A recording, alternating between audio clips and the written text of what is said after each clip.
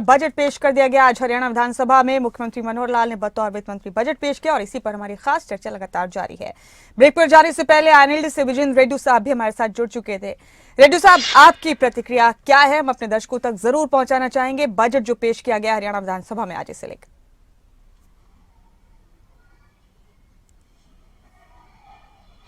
देखिए, ये प्रत्येक वर्ष का एक हमारा सिस्टम है गवर्नमेंट का कि वो फरवरी महीने, पहले ये अप्रैल में होता था, अभी फरवरी में होने लग गया है। सरकारी लेखा जोखा प्रदेश के विकास के लिए अगली योजना किस प्रकार से बनाई जाएगी, यही लेखा जोखा 2022 में मनोहर लाल जी ने रखने का काम किया था, फिर 2023 में रखने का काम किया और अब 2024 में भी इन्होंने रखने का काम किया। शायद मुख्यमंत्री के वित्त मंत्री होते हुए इनका ये चौथा बजट या पांचवा बजट इन्होंने रखा है। इतनी सारी घोषणाएं की जाती हैं, इतने सारे सपने दिखाए जाते हैं। दुनिया एक बार तो प्रदेश के लोग समझते हैं कि पता नहीं कितना अच्छा, कितना बढ़िया मनोहर लाल ने मनोहर बजट पेश करने का काम किया, लेकिन जब वो साल धीरे धीरे समाप्त होती है और एंड तक जाती है और फिर नए बजट की आ जाती है, तो वो जो मनोहर सपने दिखाए जाते हैं वो सपने बेचारे टूट जाते हैं, वहां पर अंधेरा ही अंधेरा छा जाता है। 2022 में मनोहर लाल जी ने घोषणा की कि हम सिरसा में, यमुनानगर में, कैथल में मेडिकल कॉलेज बनाने का काम करेंगे। दिव्यांग आजीवन देखभाल गृह अंबाला में बनाया जाएगा। हरियाणा राज्य खेल संस्थान पंचकुला में बनाया जाएगा। एक हल्दी प्लांट लगाया जाएगा रादौर में। मछली बाजार बनेगा झज्जर में। 5000 रिचार्ज बोरवेल बनेंगे। 4000 प्ले स्कूल खोले जाएंगे और मातृ शक्ति उद्यमिता योजना बनाई जाएगी। एक भी काम हुआ हो तो कृपया ये हमारे प्रवक्ता महोदय बताएं। कोई कैथल में आज भी वही घोषणा की है मुख्यमंत्री जी ने कि कैथल में मेडिकल कॉलेज बनाया जाएगा।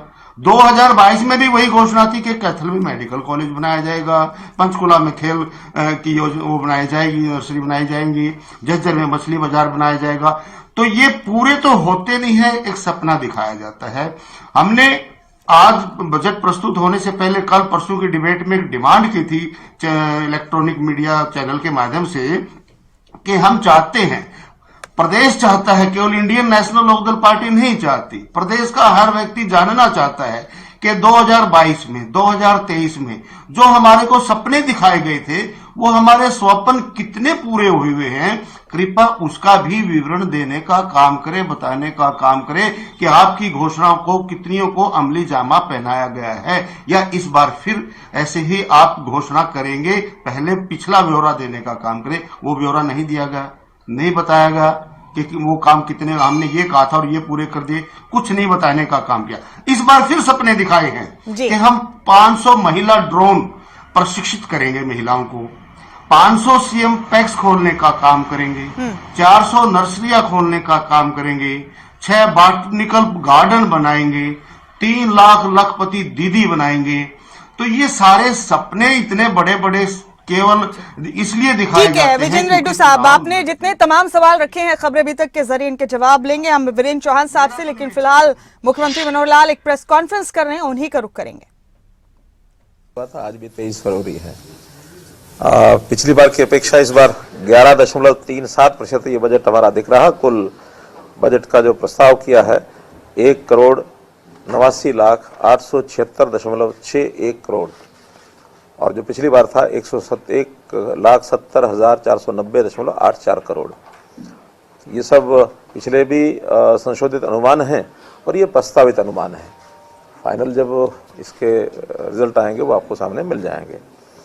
विशेष तौर पर इसमें जो जीडीपी, जो हमारी विकास दर है, उसके अंदर जैसे राष्ट्रीय जीडीपी की विकास दर वो आपको पता है कि 7.3% का अनुमान है और हमारा अनुमान जो है 8% का है। तो हम केंद्र की जो हमारी दर है उससे भी हमारी विकास दर ऊपर है।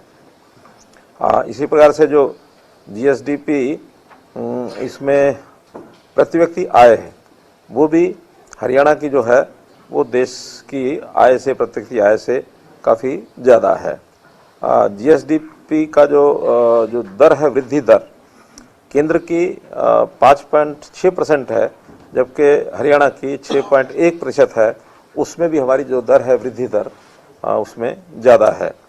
हमारा जो योगदान है, हिस्सेदारी है केंद्रीय जो GDP है उसके अंदर पिछले वर्ष यानी 14-15 में ये थी 3.5% परसेंटेज का अपने आप बड़ा महत्व होता है, चाहे वो थोड़ा भी बढ़े तो भी परसेंटेज है, इसलिए बढ़ना एक मायनेदार उसका मामला रहता है। जो 3.5 से बढ़ करके अब हम 3.7% पर आ गए हैं, जबकि हमारा आबादी देखा जाए तो जस्ट इट इज़ 2%। क्षेत्रफल अगर देखा जाए तो 1.4% एरिया है, फिर भी हम केंद्र के पूल में यानी इस GSDP का योगदान हमारा हिस्सेदारी तो 3.7% तक बढ़ गई है, जो हमारे एक अच्छे हमारी जो आर्थिक हमारे जो मापदंड हैं, पैरामीटर्स हैं, हमारी जो स्थिति है वो अच्छी दर्शाते हैं। जैसा मैंने प्रति व्यक्ति की बात की है तो केंद्र की जो प्रति व्यक्ति आय गिनी जा रही है वो 23-24 में अभी 1,85,854 है, जबकि हरियाणा की गिनी जा रही है 3,25,759, यानी एकदम मैं कह सकता हूँ 60% वहाँ से ज़्यादा है।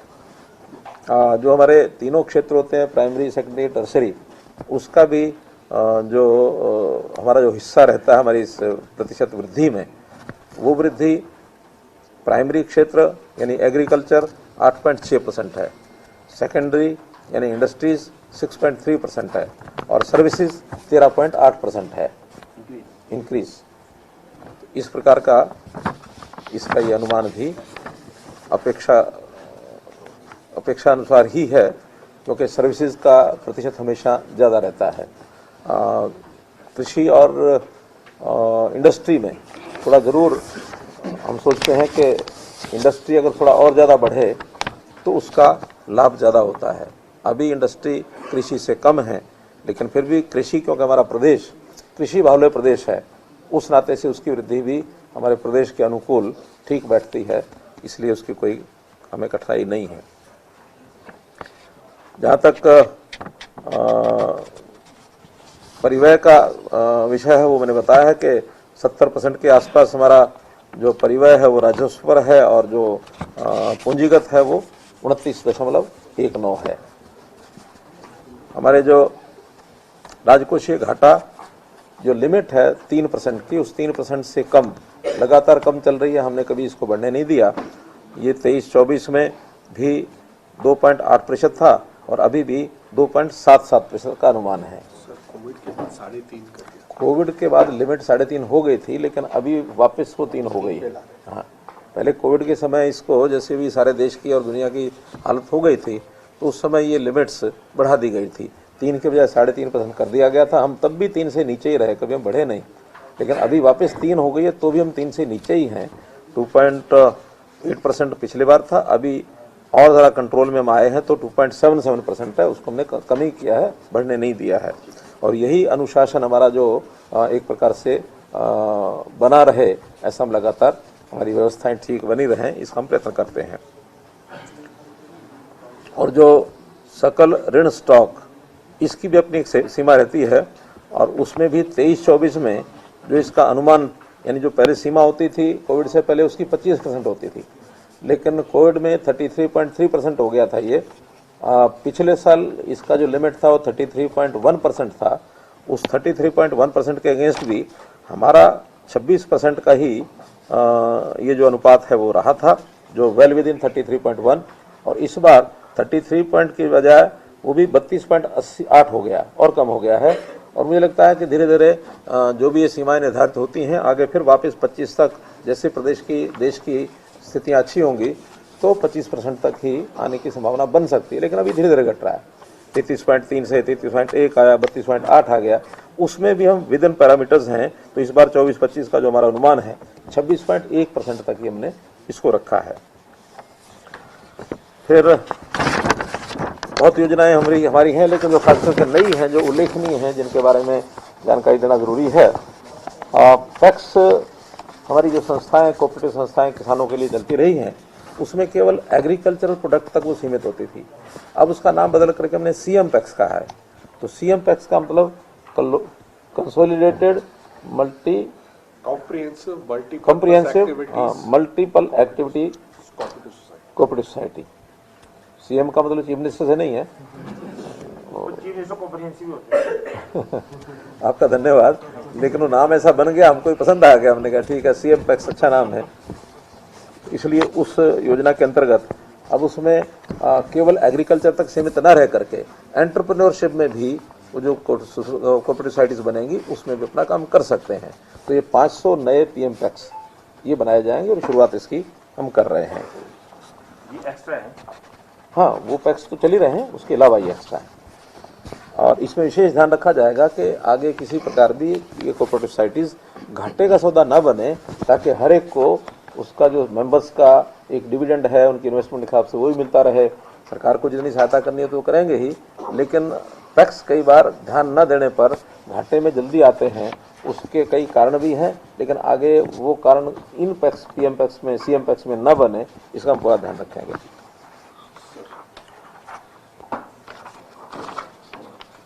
पेंशन के नाते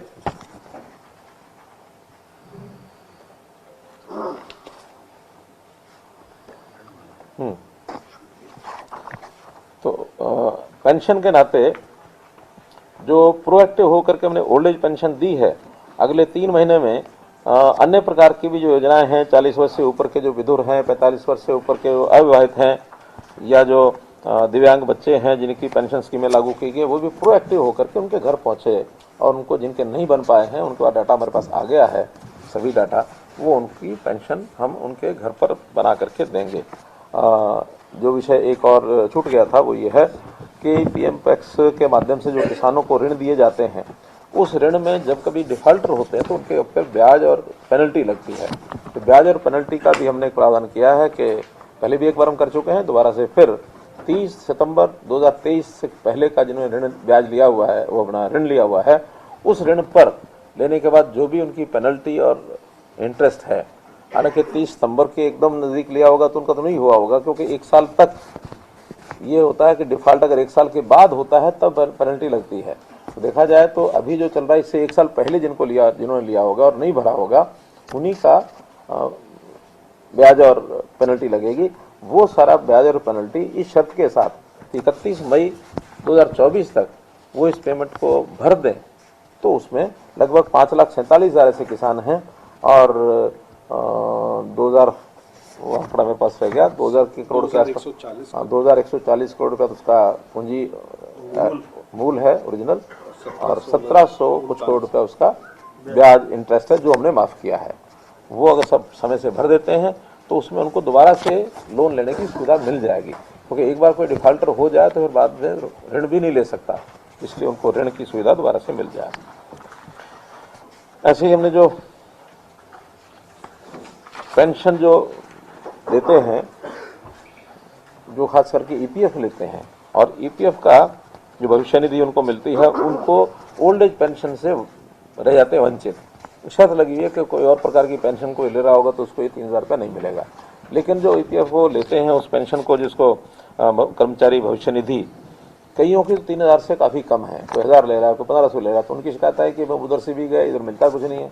तो हमने वो जो गैप होगा 3,000 के बीच में और जो पहले से ले रहा है, उस गैप को उनको देना शुरू करेंगे ताकि उसको 3,000 पूरा मिल जाए। ये एक प्रावधान हमने किया है।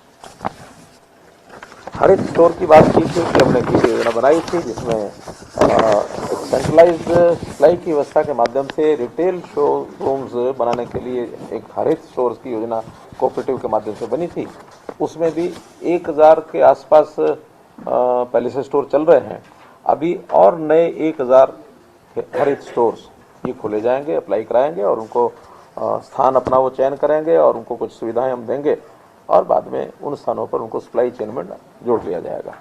ये जो स्टोर बना रहे थे, महिलाओं के लिए भी लग सकता है? ये तो जो अप्लाई करेगा, जो चला सकता है, कोई भी आ सकता है। हाँ। अंत्योदय परिवार उत्थान योजना के अंतर्गत हमने जो अंत्योदय परिवार परिवहन योजना, इसमें हमने घोषणा पहले की थी, दोबारा से फिर इसको आज अनाउंस किया है कि जो गरीब परिवार हैं उनको 1 लाख रुपए तक की जिनकी वार्षिक आय है, तो उनके मेंबर्स को 1,000 रुपया 1,000 किलोमीटर पर वर्ष हर व्यक्ति उसको एंजॉय कर सकता है। उसके लिए अलग से उनको कार्ड इशू किए जाएंगे, इलेक्ट्रॉनिक कार्ड अभी शुरू कर दिए हैं हमारे रोडवेज ने, और उन सब के कार्ड के बाद वो अपने आप काउंट होता रहेगा। जिस दिन 1000 से ज़्यादा किलोमीटर से हो जाएंगे उसके बाद उसको किराया देना पड़ेगा। और मुझे लगता है कि गरीब परिवार को 1000 किलोमीटर हर एक सदस्य बड़ा मुश्किल ही होता है। उसको कोई, क्योंकि नौकरी तो उसकी है नहीं, 1 लाख से कम है तो माने 8000 रुपया प्रति महीने की इनकम है। इसका मतलब बहुत गरीब परिवार है। तो इस नाते से उनकी ट्रैवलिंग भी इससे ज़्यादा नहीं होती होगी, इसलिए वो सारी ट्रैवलिंग मोटे रूप से हर मेंबर को यात्रा राज्य में भीतर कई राज्य से बाहर करी रोडवेज की बस परिवार के सदस्यों की संख्या भी कोई है? नहीं, वो इनकम है 1 लाख। उस 1 लाख में बल्कि अगर कम मेंबर हैं तो वो थोड़ा कम गरीब है, ज़्यादा मेंबर हो जाएंगे तो और ज़्यादा गरीब है। तो लिमिट तो कर ही नहीं सकते। लिमिट तो हम लोअर लिमिट तो लगा सकते हैं कि 1 मेंबर वाले को नहीं करेंगे, लेकिन नहीं, हम सबको कर रहे हैं। इसका नाम भी जो है हैप्पी स्कीम रखा है, हैप्पी। वैसे लॉन्च ये मार्च में होनी है। मार्च में पहले हफ्ते में हो जाएगा। हाँ, ये मार्च में सामान्य हाँ, पहले योजना लेके जा रहे वो अलग है, वो योजना अलग है। दूसरा है, प्रधानमंत्री जी ने जो सूर्योदय योजना लागू की है, जिसके अंदर 1 करोड़ लोगों को सौर ऊर्जा के नाते से उनको ऑपरेटर्स देने के लिए 60,000 रुपये की सब्सिडी, अप टू 2 किलोवाट अगर कनेक्शन है तो 60,000 रुपये की सब्सिडी वो देने के लिए वो कहेंगे। लेकिन इस पर खर्चा 1 लाख रुपये से ज़्यादा आता है, 1,15,000। अगर 2 किलोवाट का कोई लेता है और उसका जो बाकी खर्च है अप टू 50,000 रुपया, वो हरियाणा सरकार उसमें सहायता देगी। उसको तो मुफ्त ही होगी, बल्कि उसका जो बिजली है जो एक्स्ट्रा बचेगी उसकी अपनी कंजम्पशन के बाद वो उसे पॉलिसी में से बनाएंगे। हमारा कहना है कि उसको मुफ्त मिलनी चाहिए। उसको जब तक जो इसका ऋण या सब्सिडी जो हम 50,000 देंगे उसमें कोई एडजस्टमेंट करेंगे कि उसको पैसा ना भरना पड़े, लेकिन उसमें से अगर ऊर्जा बचती है तो उसमें उसको कितना कवर किया जा सकता है उसकी एक विस्तृत योजना बनेगी। तो सब्सिडी भी है नहीं, एक सहायता है। उस सहायता में सब्सिडी भी होगी, ऋण भी होगा, लेकिन उसको एक निश्चित समय तक उसको इनकम, उसकी जो एक्स्ट्रा बिजली पैदा होगी वो हम डिपार्टमेंट को देंगे, उसका एक हिसाब बनाएंगे और उसके बाद बाकी बचेगा तो उसको छोड़ देंगे। अभी तो इसमें हमने 1 लाख लोगों को देने की बात की है जो पहले अप्लाई करेंगे। पोर्टल बनाएंगे, उसमें योजना बनेगी। देखो नहीं, उसमें 180 के जो रजिस्टर्ड हमारे पास परिवार है वही। अब मैं सोचता हूँ कि 180 बार हम कहते हैं, इसको हम बीपीएल कहना शुरू करते हैं अपनी स्टेट से। हरियाणा स्टेट बीपीएल, वही हरियाणा स्टेट बीपीएल। मुझे आज महसूस हुआ कि मैं बार 180 कहता हूँ, तो आगे से टर्म यही रखेंगे, हरियाणा बीपीएल। बीपीएल का मतलब 1,80,000 से बाकी देश में बीपीएल 120 तक है। हरियाणा हाँ, वही मैं कह रहा हूँ, हरियाणा बीपीएल को ये सुविधा होगी। एक जो हमने युवकों को मिशन 60,000 के तहत उनको रोजगार के अवसर उपलब्ध कराने की बात कही है, उसमें सबसे पहले उनको कौशल विकास का प्रशिक्षण देंगे। 2 योजनाएं तो उसके अंदर घोषित कर ही चुके हैं। एक 7,500 लोगों को वन मित्र वो इसी के अंतर्गत आएंगे, और एक 10,000 युवकों को ठेकेदारी की ट्रेनिंग ये हम दिलाएंगे। तो इसमें से 17,500 तो ये घोषित हो गए, बाकी भी अन्य नई योजनाओं में घोषित करके इस वर्ष में 60,000 युवाओं को कौशल प्रशिक्षण के माध्यम से रोजगार के अवसर प्रदान कराएंगे। इसमें एचपीआरएफ का कोई इशू नहीं है। इसमें अप्लाई तो वो कहीं ना कहीं कराएंगे ही। आखिर जैसे पोर्टल हमने अलग बनाया है जो बीटेक और ये आपके डिप्लोमा इंजीनियरिंग उनका पोर्टल बनाया, उसमें अप्लाई करेंगे। ऐसे ही वन मित्र का पोर्टल बनाया, उसमें अप्लाई करेंगे। और इसमें अगर वो लोग उधर भी हैं, कहाँ एचकेआरएन में, तो वहाँ से कट जाएंगे, क्योंकि एचकेआरएन में भी हर प्रकार के लोग हैं। वहाँ भी एक कुछ ना कुछ नियम तो हैं। उन नियमों में हो सकता है कई लोग बिल्कुल कभी भी ना आए, केवल रजिस्ट्रेशन हो गया, उनको बहुत जल्दी पता लगने वाला है उसका। तो हम ओपन एक रैंकिंग क्या है किसकी, वो रैंकिंग की जानकारी उनको देंगे। तो हायर रैंकिंग वाले ही चांस उनके रहते हैं। मानो रैंकिंग 65, 70, 80 है तो उन्हीं को मिलेगी। किसी की रैंकिंग आएगी 35, 40, 50 आ गई तो उनको पहले ही बताया कि हम तो कभी आएंगे नहीं। मिशन 60,000 में आ जाएगी। हाँ, और तो जो उससे नीचे आएगा तो मिशन 60,000 में आएगा। तो अलग अलग तरह के काम है जो जहाँ जाएगा। फिर हमने ग्रामीण क्षेत्र के लिए घोषणा की है कि बहुत डिमांड हमारे पास आई हुई है। लगभग 600, 650 चौपाल हैं, बीसी और एससी चौपाल, उनके मुरम्मत का विषय। हमने उसको सारे को ध्यान में रखते कि और भी जो लोग अप्लाई करेंगे उसके लिए हमने अलग से 100 करोड़ रुपए का प्रावधान किया है। और ये मानो कि अगर 5 से 10 लाख रुपया कभी भी लग सकता है रिपेयर के ऊपर, तो ऑन एवरेज मानो हाईएस्ट साइड में 10 लाख भी हम करें तो 100 करोड़ का मतलब ये होता है कि कितना हुआ, 1000 धर्मशालाओं के लिए 10 लाख के हिसाब से 100 करोड़ रुपया हो सकता है। तो 600 साढ़े 600 की डिमांड वर्ग आ गई है, और भी जो डिमांड करेंगे उनको हम देंगे। ग्राम पंचायतों में पहले हमने जो सॉलिड वेस्ट मैनेजमेंट का एक प्रावधान किया है, उसके अंदर एक टिप्पर है, कुछ एम्प्लॉइज भी उसको देंगे ताकि उठा करके वो गाँव की सफाई रख सकें। अभी तक 10,000 से ऊपर की आबादी वाले गाँव उसमें लिए थे, अब उसको आज हमने 7,500 की आबादी के ऊपर के गाँव को भी शामिल कर लिया है। ऐसे ये 3 से 3,500 गाँव सब मिला करके हो जाएंगे। 10,000 से ऊपर तो 150 के आसपास गाँव हैं, लेकिन 3,500 7,500 का मतलब ये कि उसमें 3,000 से ऊपर गाँव और जुड़ेंगे। नियमित कॉलोनी हमने की हैं लगभग 1200-1300 कितने 1152 कॉलोनी हमने नियमित की हैं। अब उनके विकास, क्योंकि कॉलोनी का नियमित करने का मतलब एक तो ये है कि अब उनको रजिस्ट्री कराने की सुविधा, बेच सकते हैं, खरीद सकते हैं, उनकी कोई भी काम रुकेंगे नहीं। अब उसमें विकास की भी आवश्यकता है, तो 500 करोड़ के आसपास तो पहले मंजूरी हो चुकी है, 400 कुछ करोड़ है। अब 1,000 करोड़ रुपए की राशि हमने उसके लिए और आज घोषणा की है एक्स्ट्रा, कि इसमें अगले वर्ष में उनका नियमितीकरण किया जाए। कॉलोनी तो अपने पहले से 2400 कॉलोनी अभी और कर रहे हैं देख रहे। और उसमें एक बड़ा पार्ट ऐसा है, उसमें कुछ कॉलोनियों में छोटे छोटे 2 एकड़ 3 एकड़ 1 एकड़ पैचेज हैं जो अनियमित हैं। अब पुराने समय में कभी कोई ऐसा नियम बना होगा कि जो बनी हुई बिल्डिंग्स हैं उन्हीं को लेकर के उसको नियमित करते हैं, खाली प्लॉट छोड़ देते हैं। वास्तव में वो उचित नहीं है। एक एरिया पर्टिकुलर होना चाहिए कि अगर नियमित है तो ये पूरा एरिया हो गया, उसमें प्लॉट खाली है चाहे बना हुआ है, आज नहीं बना तो कल बनेगा। तो हम आगे से जो नियमित कर रहे हैं वो पूरे एरिया को कर रहे हैं, और पहले जो कॉलोनियाँ इस प्रकार के पैचेज बचे हुए उनको भी रेगुलर कर रहे हैं। वो भी लगभग 2200 ऐसे पैचेज हमको मिले हैं कि जो उसको हमको नियमित उसमें करना है। लेकिन तो बजट पेश करने के बाद प्रेस कॉन्फ्रेंस कर रहे हैं मुख्यमंत्री मनोहर लाल। हमारी चर्चाओं का सिलसिला भी लगातार जारी है। एक और खास मेहमान हमारे साथ जुड़ चुके हैं, आइए स्वागत करते हैं उनका। सीए गुरदीप सिंह जी भी हमारे साथ हमारी इस चर्चा का हिस्सा बन चुके हैं। गुरदीप सिंह जी, बेहद स्वागत है आपका हमारे इस खास कार्यक्रम में। गुरदीप जी, उम्मीद है अभी तक बजट को कुछ हद तक एनालाइज आपने कर ही लिया होगा, क्या कहेंगे आप? आपका तजुर्बा क्या कहता है, किस तरह का बजट है?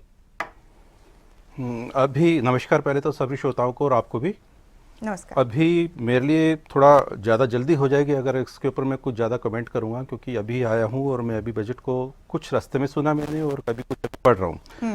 लेकिन जो कुछ मैंने सुना है उसमें 2-3 चीज़ें जो मैं कहना चाहूँगा कि इस बजट में इस बारी, क्योंकि ये माननीय मुख्यमंत्री जी का दूसरे काल का 5वां बजट है और इस कार्यकाल का भी ये आखिरी बजट है, तो काफ़ी अच्छे सेक्टर्स इन्होंने इन्वॉल्व किए हैं और हर पहलू को टच करने की कोशिश की गई है, कि जैसे महिला का हुआ, किसानों का हुआ, युवा का हुआ और गरीबों का कल्याण के लिए हुई है। बहुत अच्छी कई नई स्कीम्स भी लेकर आई हैं। लेकिन अभी थोड़ा सा मैं इसको पढ़ लूँगा तो मैं देखूंगा कि इसमें जो से ये जो लोक लुभावन है वो तो है ही, पिछले साल का भी लोक लुभावन ही था क्योंकि अच्छी स्कीम्स आई थी, लेकिन इसको फंड करने के लिए जो ये रेवेन्यू जनरेट करेंगे, मेरे को 2-4 मिनट अगर दे देंगे तो मैं उसको स्टडी कर लूँगा, फिर मैं आपके साथ दोबारा मुखातिब होता हूं। जी जरूर। वीरेंद्र चौहान साहब, आपका रुख कर रहे हैं हम इस बीच। रेड्डू साहब ने कुछ सवाल उठाए थे चौहान साहब उस टाइम ब्रेक पर जाने से पहले बजट को लेकर। उन्होंने कहा था बहुत सारी चीजें फिर रिपीट की गई हैं, फिर से जो 2022 में था वो इस बजट में भी कहा गया। उसके लिए कई मिसालें भी उन्होंने दी। कैथल में मेडिकल कॉलेज बनाने का हवाला उन्होंने दिया कि वो 2022 में भी कहा गया था, फिर से कहा गया है। तो इस रिपीटेशन वाले सवाल पर आपकी तरफ से क्या जवाब आएगा? देखिए, निश्चित तौर पर कुछ चीजें जो बड़े प्रोजेक्ट होते हैं, जिस तरह से मेडिकल कॉलेज है, यूनिवर्सिटी है, वो आज कही और कल बन गई या अगले महीने बनकर तैयार हो गई या 1 वर्ष में यूनिवर्सिटी या मेडिकल कॉलेज खड़ा हो जाए, ऐसा नहीं होता। अगर रेड्डू साहब या इनकी पार्टी सोचती है कि ऐसा संभव है तो फिर इनसे यह सवाल करना बनता है कि जब ये लंबे अरसे तक हरियाणा में सत्ता में रहे तो हरियाणा के हर जिले क्यों, हर सब डिवीजन पर मेडिकल कॉलेज क्यों नहीं इन्होंने खोल दिया। मेडिकल कॉलेजेस बनने में निश्चित तौर पर समय लगता है। हमारी परफॉर्मेंस का आकलन आप इस बात से कर लीजिए कि जब हम सत्ता में आए थे हरियाणा में, हरियाणा की कमान मनोहर जी के हाथ में जिस दिन आई थी, उस समय प्रदेश में, एक मिनट मित्रवर मेरी बारी में आप ना बोलिएगा। रेड्डी साहब बोलने दीजिए, रेड्डी साहब। रेड्डी साहब आएंगे ना आपके पास, रेड्डी साहब आएंगे ना आपके पास, आएंगे आप, तब उनकी इस बात का जवाब दीजिए। चुप बैठ कर सुना, जमी चुपचाप सुना मैंने भाई साहब, आज मैं भी सुन लूंगा, पर मन्ने तो क्या लेने दो, एक क्वेश्चन है, मन्ने तो क्या लेने दो। आजकल 5 साल के बराबर होता है क्या? एक रुक तो जाइए, आजकल ठीक है रेड्डी साहब, आप अपनी बात रखिएगा, अपना वक्त आने रुकिए तो सही। जिस सरकार ने, जो मनोहर जी ने जब हरियाणा की कमान संभाली, उस समय हरियाणा में मेडिकल कॉलेजेस की संख्या कुल मिलाकर 7 थी। इस अवधि में करीब 10 वर्ष, 9.5 वर्षों में वो संख्या बढ़कर हो गई 15। एमबीबीएस की, एमडी की यानी पीजी सीटें वो 2 गुने से ज्यादा हो गई, करीब 2.5 गुना हो गई, उससे भी ज्यादा शायद हो गई हों। तो बढ़ी है ना साहब, काम किया है ना, मेडिकल कॉलेज बने हैं तभी तो दुगने से ज्यादा हो गए।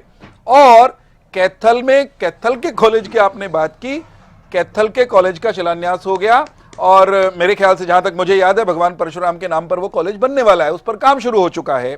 हमारा ये कहना है हर जिले में मेडिकल कॉलेज हो, ये हमारी प्रतिबद्धता है। जिन्होंने 7 से 15 किए वो 22 के आंकड़े को जल्दी छू लेंगे, कोई जिला छोड़ेंगे नहीं जहां कोई एक मेडिकल कॉलेज ना हो। एक ये बात आपने कही कि ये तो सिर्फ कहते हैं साहब, मनोहर बातें करते हैं और फिर काम नहीं करते। मैं बताता हूं काम कैसा कैसा हुआ है। हमने ये कहा था कि हरियाणा के गांवों के बुजुर्गों को सजा मिलती है पेंशन बनाते समय। पेंशन बनवाने के लिए धक्के खाने पड़ते हैं, रिश्वत देनी पड़ती है। पेंशन के बिचौलिए जो हुआ करते थे पिछली सरकारों के राज में, वो कई महीने की पेंशन खाया करते थे, एडवांस में ले लिया करते थे। हमने कहा कि हम प्रोएक्टिव मोड में हरियाणा के बुजुर्गों की पेंशन को लेकर आएंगे। साहब हम ले आए और हजारों नहीं, मुझे लगता है 1 लाख से ऊपर का यह आंकड़ा अब तक पार कर गया होगा। हरियाणा के करीब 1 लाख या इससे भी अधिक हो गया होगा, क्योंकि आज का अपडेटेड आंकड़ा मेरे पास नहीं है, रोज पेंशन बनती है। कम से कम 1 लाख से अधिक हरियाणा के बुजुर्गों की पेंशन घर बैठे बनी है। सरकार के कर्मचारी ऑटोमेटिकली उनके दरवाजे पर आते हैं, उनके कागज देखते हैं, वेरिफिकेशन करते हैं और पेंशन समय पे शुरू हो जाती है।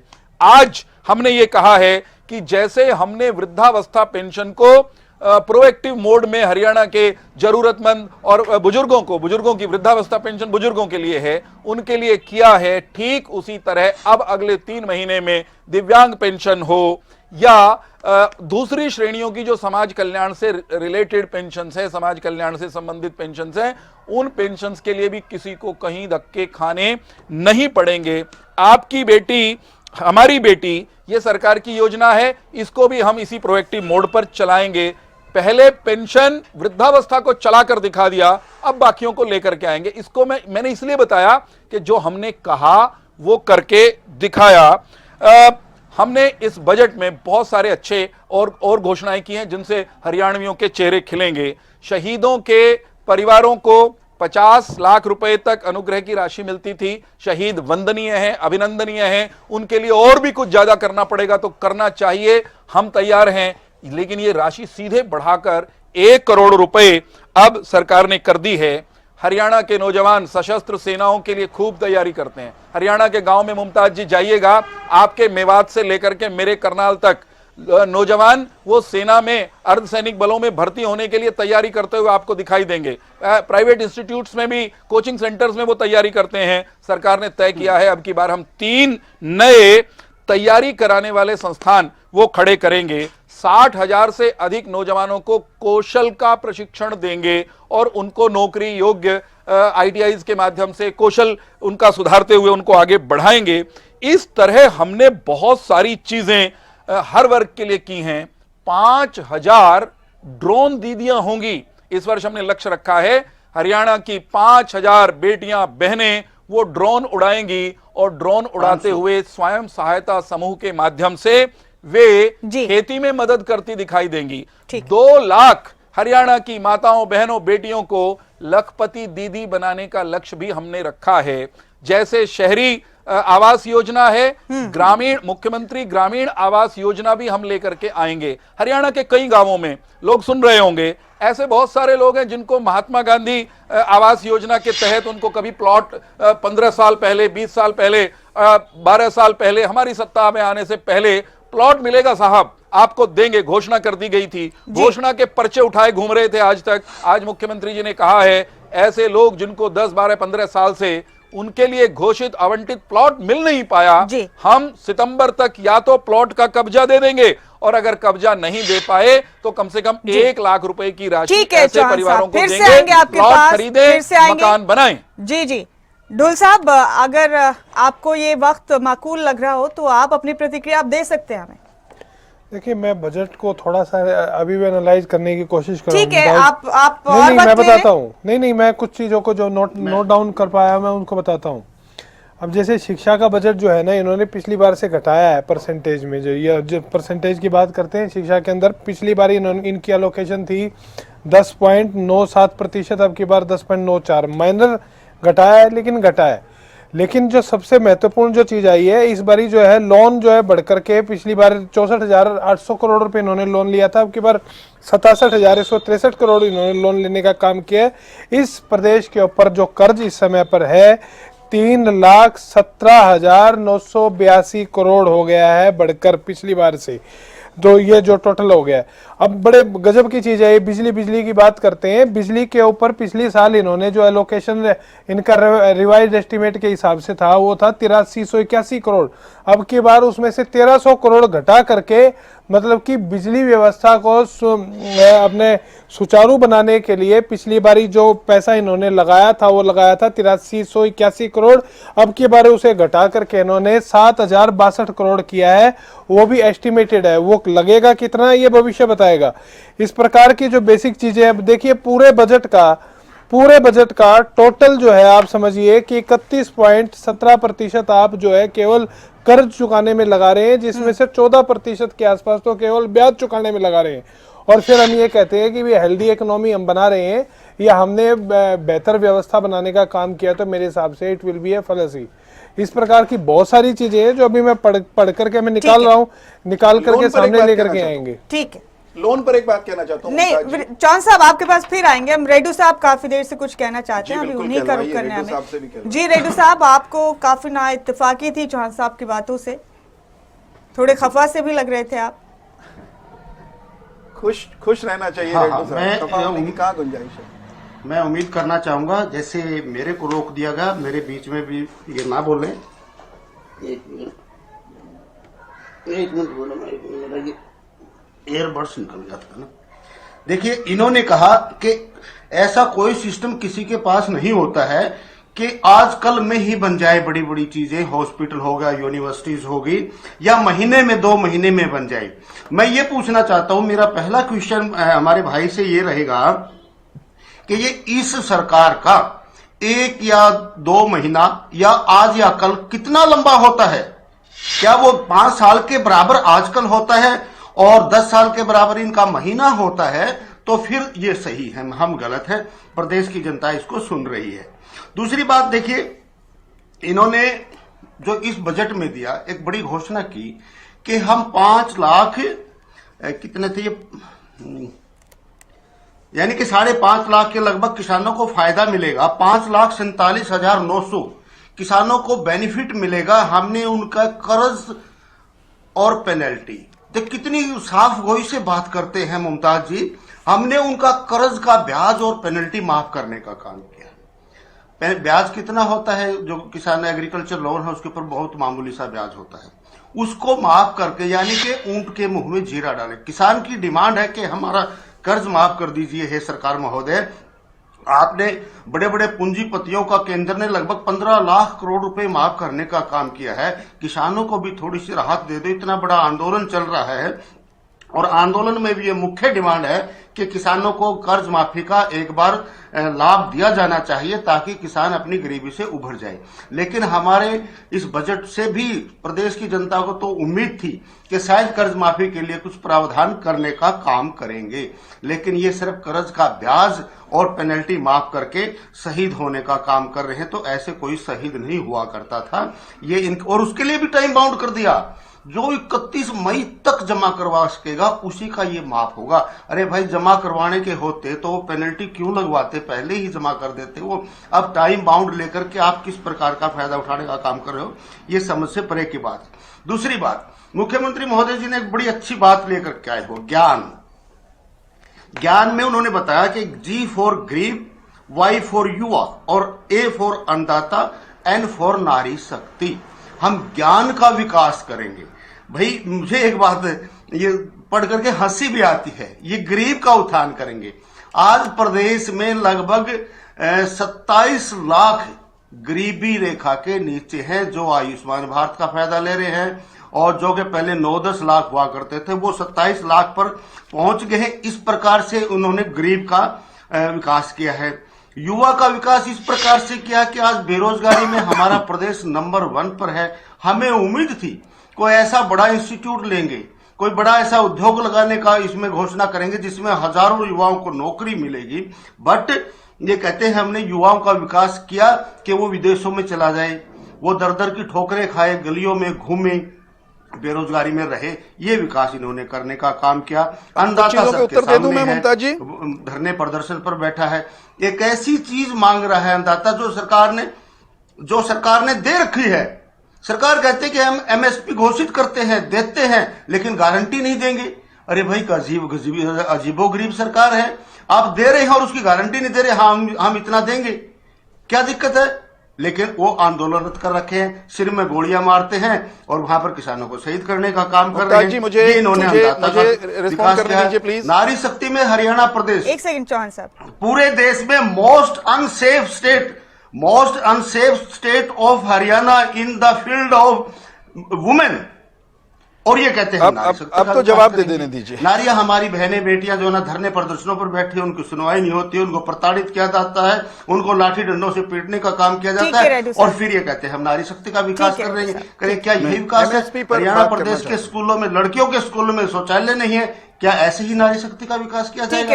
इसलिए मैं कहता हूं कि घोषणा करते हैं, जुमले जवाब देने के लिए आपके साथ ही इस बहस में, इस चर्चा में मौजूद हैं चौहान साहब हमारे साथ। मैं उत्तर दूं? जी बिल्कुल चौहान साहब। किसान के सवाल पर देखिए, किसान निश्चित तौर पर उसको अन्नदाता के रूप में उसकी चिंता, उसकी संभाल होनी ही चाहिए। मैं दावे के साथ कहता हूं आपके स्टूडियो में बैठकर, मैं उस पार्टी और उस सरकार के प्रतिनिधि के नाते हरियाणा के लोगों से आपके चैनल के माध्यम से बात कर रहा हूं जिसने हरियाणा के किसान की हमसे पहले की किसी भी सरकार से अधिक चिंता और संभाल की है।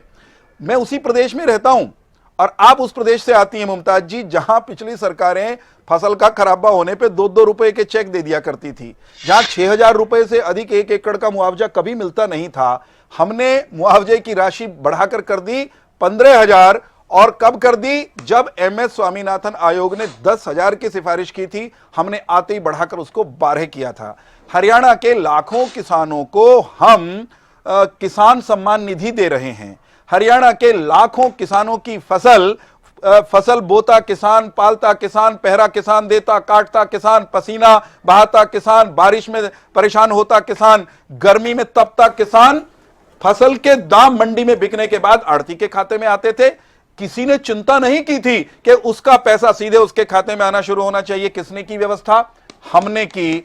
और आज के बजट में भी किसान की चिंता करते हुए हरियाणा के मुख्यमंत्री दिखाई देते हैं। हरियाणा के मुख्यमंत्री ने आज के बजट में एक ऐलान यह भी किया है कि नहरी पानी का जो आबियाना, नहरी पानी का इस्तेमाल करने के लिए सरकार को जो किसान को पैसे देने पड़ते थे, अब हरियाणा के किसान से हम आबियाना नहीं लेंगे। हमने तय किया है कि यमुना का अतिरिक्त पानी मानसून के टाइम में वो हरियाणा में तबाही मचाता कुछ क्षेत्रों में, अब की बार बाढ़ में हमने देखा। हमने तय किया कि यमुना का अतिरिक्त पानी जो हमारे खेतों में किसान की फसल खराब करता था, शहरी क्षेत्रों को भी इनंडेट करता था, फ्लड करता था। चौहान साहब, बातचीत का ये सिलसिला जारी है। चौहान साहब फिर आएंगे आपके पास, हम गुरदीप जी का रुख करेंगे। एक बार फिर से गुरदीप जी, सरकार के तमाम राजनीतिक विरोधी एक सुर में कहते हैं कि सरकार कर्ज लेकर घी पीने वाली सरकार है। क्या इस तरह से एक बैलेंस बजट दिया जा सकता है? थोड़े से शब्दों में आपकी प्रतिक्रिया चाहिए। हाँ जी, मैं इस बजट के जुड़े फाइनेंशियल प्रोविजंस को देख रहा था अभी जब तो मेरे को समय मिला। बाकी मैं किसानों के ऊपर भी बात करूंगा और जो इस बजट में छोटी छोटी चीज़ें आई हैं या प्रावधान हुए हैं, मैं अगर आप इजाज़त दें तो मैं उसके बारे में एक बारी बात कर सकूं। जी। एजुकेशन के ऊपर बजट 21,187 करोड़, एग्रीकल्चर, स्पोर्ट्स, सैनिक, महिला कल्याण, पंचायती राज, ग्रामीण, हेल्थ, शहरी विकास और कई चीज़ें हैं जो उपलब्धियां इन्होंने सबने बताई हैं। मैं इसी बात पे आऊँगा जिस पे मेरे दुल साहब ने कहा था कि लोन, मैं इस चीज़ को लेकर या हम एज ए इकोनॉमिक पैरामीटर्स में देखें तो नॉट ओनली हम स्टेट के हिसाब से देखते हैं, नेशनल लेवल में भी हम देखते हैं कि हमारी बोरिंग्स जो हैं वो दिन प्रतिदिन बहुत ज़्यादा बढ़ती जा रही हैं और ये एक आने वाले समय में एक समस्या भी हो सकती है अगर हमारी जीडीपी के हिसाब से, ग्रोथ के हिसाब से हम देख रहे हैं कि बोरिंग हमारी बढ़ रही है। मैं इसकी आपको एक जो फाइनेंशियल पैरामीटर के हिसाब से बजट की कैलकुलेशंस में लास्ट ईयर की आपको बताता हूँ कि जो हम एक्सपेंडिचर्स करते हैं, जो भी, चाहे वो स्टेट गवर्नमेंट है चाहे वो सेंट्रल गवर्नमेंट है, जो भी एक्सपेंडिचर करती है हम उसको दो एक्सपेंडिचर्स में बांट लेते हैं, रेवेन्यू एक्सपेंडिचर और कैपिटल एक्सपेंडिचर, पूंजीवाद खर्चे और राजस्व रेगुलर एक्सपेंडिचर्स हैं। नो डाउट कि हमारी central as well as state government का फोकस है इंफ्रास्ट्रक्चर डेवलपमेंट का। डेवलपमेंट के लिए अब इस साल भी जो सा प्रावधान किया गया, हरियाणा गवर्नमेंट ने किया 55,420 करोड़ का, जो कि 29% है और इसमें पब्लिक सेक्टर का एक्सपेंडिचर मिला दें तो 8,119 करोड़ का और हो जाता है। रेवेन्यू एक्सपेंडिचर 1,34,456 करोड़ का है। ये अब एक हम जो घरेलू बजट बनाते हैं हम उसमें देखते हैं कि हमारी इनकम कितनी है और उसके बाद हम उसके एक्सपेंडिचर्स को एलोकेट करते हैं सेविंग्स के बाद। लेकिन गवर्नमेंट के केस में क्या करते हैं, पहले एक्सपेंडिचर का प्रावधान बनाया जाता है, उसके बाद इनकम साइड को देखा जाता है। अब इनकम में 2 या 3 सोर्स हैं गवर्नमेंट के पास। एक है जो उनसे टैक्सेस के, जो कि इस बारी 84,551 करोड़ के टैक्स कलेक्शंस हैं। नॉन टैक्स 9,243 को, इनकी भी आगे आगे बाइफर्केशन है, वैट की होगी, जीएसटी की होगी और नॉन टैक्स में तुम्हारे स्टैंप ड्यूटीज होगी, परिवहन से हो गया, सारी चीज़ें हैं। अब जैसे कि प्रवक्ता जी ने बताया था कि लोन की पिछले साल का मैं देख रहा हूँ, अगर हमारे पास 100 रुपये की रिसीट्स आ रही हैं तो उसमें से 35 रुपये हमारे, सरल भाषा में बता रहा हूँ, 35 रुपये सिर्फ लोन से हैं। और ड्यूरिंग द ईयर जो लोन की रीपेमेंट होती है, अगर 20 या 15 रुपये प्रिंसिपल जाता है तो 14 या 15 रुपये इंटरेस्ट का जाता है, जो कि एक बहुत ही हायर फिगर है। और मैं हरियाणा के पक्ष में देखूं जैसे, तो जिसका जीडीपी का रेट टुवर्ड्स लोन जो सा है इसका 30% का करीब है। अगर दिल्ली में देखता हूँ तो 2% है और पंजाब में देखूँ तो वो 48% है। ये बोरिंग्स जो सी हैं, ये हमारे को बोरिंग्स को पूरा हमको कोशिश करनी चाहिए कि इसको नीचे लेकर आया जाए। और उसके बाद दूसरी चीज़ें जो सी हैं, जो जीएसटी या बेनिफिट ऑफ मेडिकल एजुकेशन महिलाओं के लिए किया गया। अब मैं आता हूँ किसानों की बात के ऊपर। किसानों के लिए हम ही नहीं, कोई भी स्टेट ऐसी नहीं होगी जो किसानों के लिए ना कर रही हो, या वो सेंटर क्यों ना कर रही हो। लेकिन हम इसको दूसरे परिपक्ष में देखें, अगर मैं आज की डेट में वो डाटा आपको बताऊं, नेशनल लेवल का डाटा बता रहा हूं कि हमारी 46 से 50% के करीब जो रोजगार है एग्रीकल्चर सेक्टर में, और अनफॉर्चुनेट कहूं इंफ्रास्ट्रक्चर डेवलपमेंट होने के बाद भी हमारे मैन्युफैक्चरिंग में जो कंट्रीब्यूशन है, जो पहले सेकंड कैटेगरी में होती थी, मैं अभी सेंट्रल लेवल की बात करूं, वो 4th स्टेट पे चली गई है। सेकंड में आ गया कंस्ट्रक्शन, थर्ड में आ गया होटल ट्रेड इंडस्ट्रीज और 4th में चली गई है मैन्युफैक्चरिंग। अब हमारी कंट्रीब्यूशन की बात देखो कि एग्रीकल्चर में अगर मेरे पास 50% की एम्प्लॉयमेंट है जी, उसका कंट्रीब्यूशन टू द जीडीपी देखो कितना कम है, मेरे ख्याल 16-17% के करीब है। और दूसरी जो मेरी जिसमें एम्प्लॉयमेंट कम है उसका कंट्रीब्यूशन ज़्यादा है। तो इस इतने सब कुछ बेनिफिट्स देने के बाद मतलब हमारी अर्थव्यवस्था अगर ये एग्रीकल्चर सेक्टर को हटा दी जाए तो 50 करोड़ के करीब लोग अनएम्प्लॉयड हो जाएंगे अगर उस चीज़ को देखें। और एक और चीज़ मैं आपको बताऊं, इतना सब कुछ होने के बाद भी मैं इंटरनेशनल लेवल पे देखेंगे तो आप देखेंगे कि किसानों की बात, क्योंकि आजकल वो भी मुद्दा है, मैं किसी पार्टी के उसमें नहीं कर रहा हूँ, ओवर लंबा पीरियड की बात कर रहा हूँ मैं। गेहूं के दाम इंटरनेशनली 26% के करीब कम हुए हैं। हमारे यहाँ पे उत्पादन ज्यादा होने के बावजूद भी उसके दाम 8% बढ़ गए हैं। और ऐसा ही जो प्राकृतिक खाद्यान्न है उसका भी यही हिसाब है, हमारे यहाँ पे उत्पादन ज्यादा लेकिन उसके बावजूद भी उसके रेट जी बढ़ गए हैं। तो इन चीजों को जरूर बैलेंस करना चाहिए। अगर हम किसान की बात करते हैं, देखो ठीक एक है, एक कुलदीप जी, एक आपने एक छोटी सी बात बैलेंस- करूँ, एक नहीं, छोटी सी बात कुलदीप जी, फिर आएंगे आपके करूंगा। पास। नहीं, एग्जीक्यूशन देखो, पॉलिसी चर्चा- बनाना है आसान, थोड़ा उसको एग्जीक्यूट करना और समझाना थोड़ा मुश्किल है, और ऑपरेट करना सबसे ज्यादा टफ है। जो हम उस ग्राउंड लेवल पे ऑपरेशन हो जाए तो ये सब बिल्कुल चीजों का आपने ठीक बेनिफिट कहा, होगा। कौन सी बात कब कैसे कहा की जाती है, इस सलीका हो तो और बात सुनी जाती है।